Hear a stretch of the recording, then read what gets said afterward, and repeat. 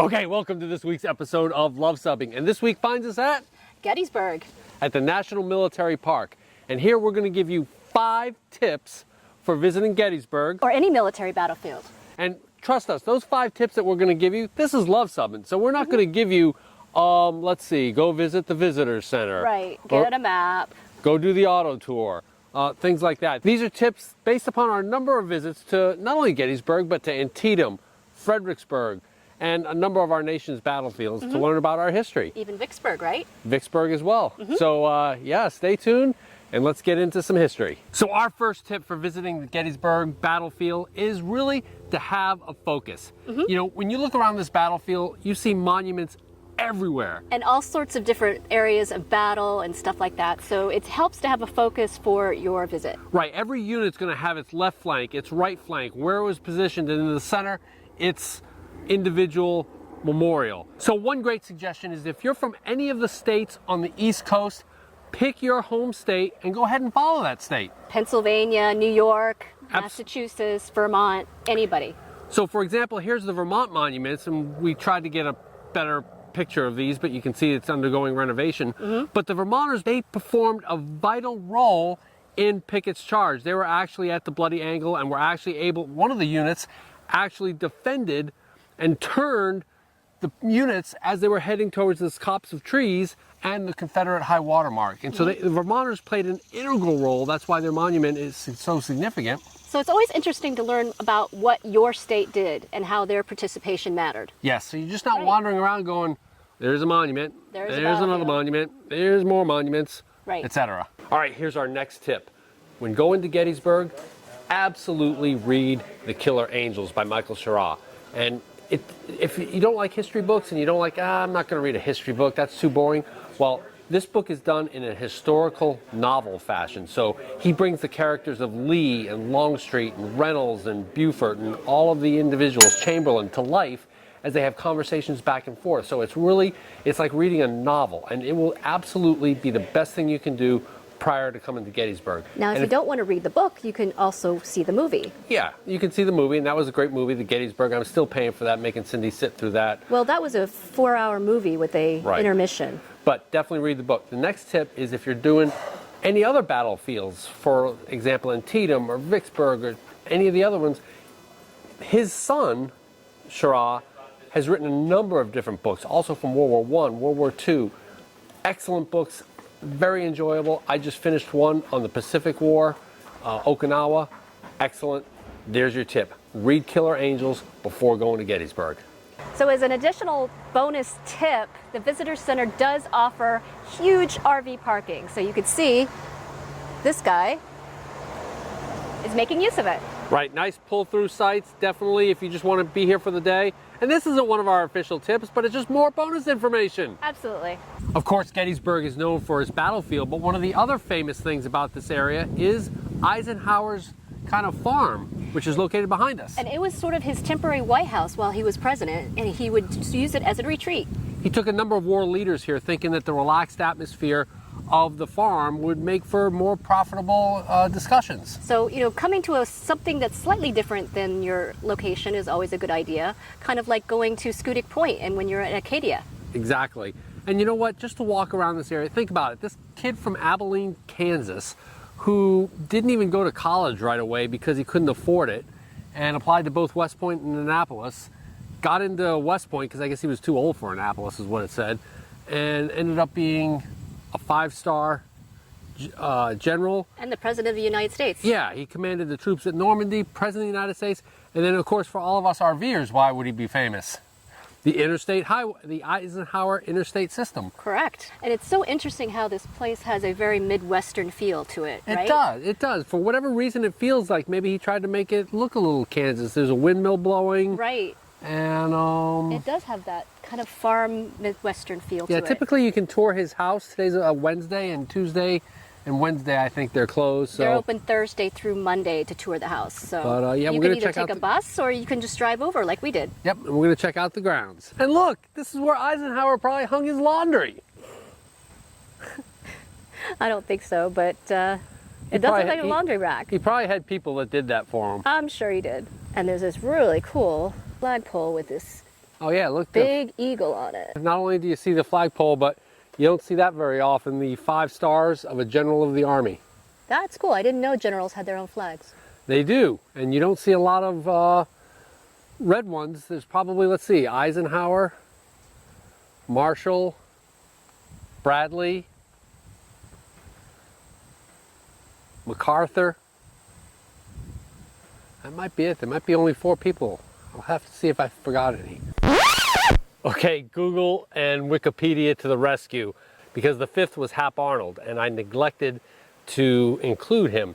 Hap Arnold, as a trivia question though, because he was a general of the Army for the Army Air Corps, when the Air Force was created, he then transferred over to the Air Force and became the only man to hold the rank of General of the Air Force. The Coast Guard and the Marine Corps do not have an equivalent rank, so there were, that's kind of the folks that held that rank. Back to the video. President Eisenhower, of course, was an avid golfer and a member of the Augusta National Golf Club, and he had a putting green on his property here with a sand trap over there. But yeah, if this is not the coolest ever flag to have on your putting green, I don't know what is. That's the coolest thing ever. Okay, we're up here on the observation tower, and your next tip for visiting Gettysburg is to get the proper maps. Okay, and I'm not talking about that free one that they hand out at the visitor center, because that'll kind of point you in the right direction. That'll tell you where all the monuments are and all the sites. But I'm talking about to put things into context, and so I use a couple. This one is really great, and we'll leave a link in the description below, but this is the West Point Atlas for the American Civil War, and this captures all the battles, including Gettysburg, so you can kind of understand the march up. It includes the overall picture of the Civil War. And then we have these individual maps so that we can look at the particular day, and it's got the topography. We can look at the roads, the hills. It shows you where all the soldiers were lined up by regiments. So, exactly. So we can see where Stannard and Gibbon were lined up for the Vermont regiments, which are right over that way, when Pickett came across with the Confederate charge when they met the Vermonters and the others. Yeah. All right, so that's your next tip. Get a proper map. Don't rely on the visitor center one, and therefore you can really add some context to your visit. Okay, our final tip is always to support the local economy, right? Right. You can find a local place to have lunch or have a beer. And we're going to do that and plus, we always like a little cheesy kind of fun touristy kind of stuff, so why not, when looking for beer, hit the Fourscore Brewing Company. Exactly. So let's go ahead and see what we can get. We ended up getting a fish taco plate that has 3 fish tacos. Looks like they have corn in it and a nice little aioli going on there, and they're breaded. And we got a huge pile of fries. Yeah, we probably should have gone with the half order on that puppy. This was the full order. We may be taking some back with us, but that's all right. We'll eat them. And I got a Pilsner, which I am very thirsty, so I'm sort of sucking it down. And you got a English bitter. Let's try that taco. Let's try one of these. French fries are awesome. Seasoned very well. Yes, they are.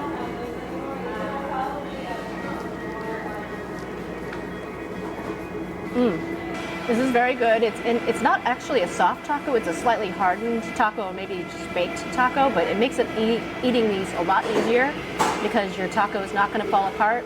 It's not too moist. Sometimes these fish tacos can have too much aioli or liquid dressing. Yeah. And so that would make it hard to eat as well. But the toppings are staying together. The whole thing is nice and crispy with the crispy batter on the fish. This is really good.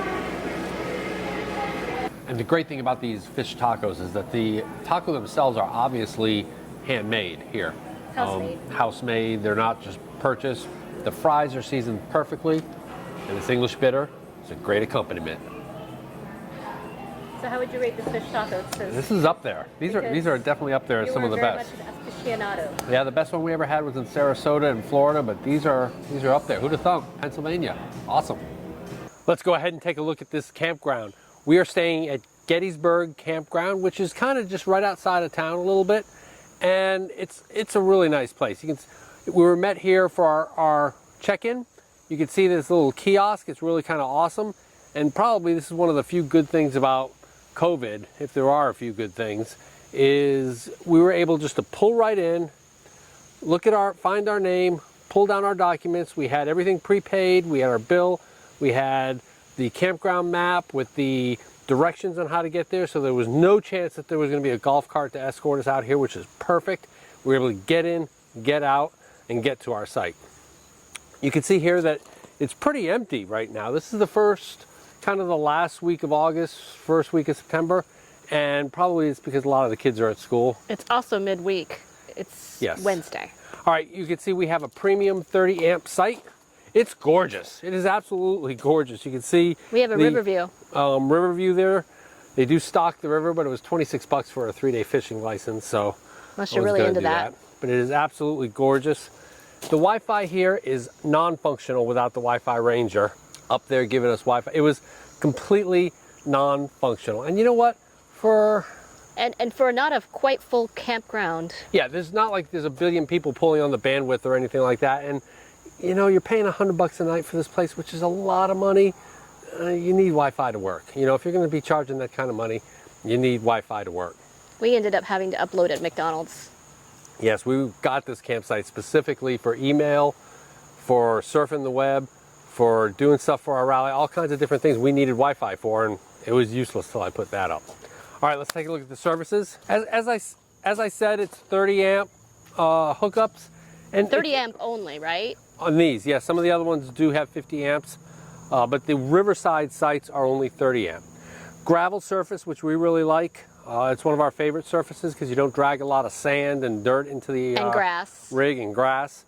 And it's not as hot as asphalt, so we like the gravel. Very level site, nice big site. You can see how gorgeous it is. But, you know, it's kind of like the person who installed the services, yes, they met the objective. They installed electric, water, and sewer. Objective met. But you know what? The electric box is so high my autoformer barely fit it. If you come around here, you'll see that the water connection is so low, you really can't get your filter in without bending it. And this sewer hose, this sewer dump is completely cattywampus. I mean, it's angled up like that, so you can either put your hose in like this, put it down, which totally doesn't make sense, maybe to the side, but then you're trying to massage your stinky slinky into the side. I ended up just shoving it right down in there, but it's certainly not one of the most ideal setups. And again, the big thing with this campground is you're paying a lot of money for $100 a night. And yeah, it's Gettysburg. Yeah, it's close to the attractions, but you gotta be on your game when you're $100 a night for a campground. So, so we also stayed at Artillery Ridge. Yes, which was even more expensive.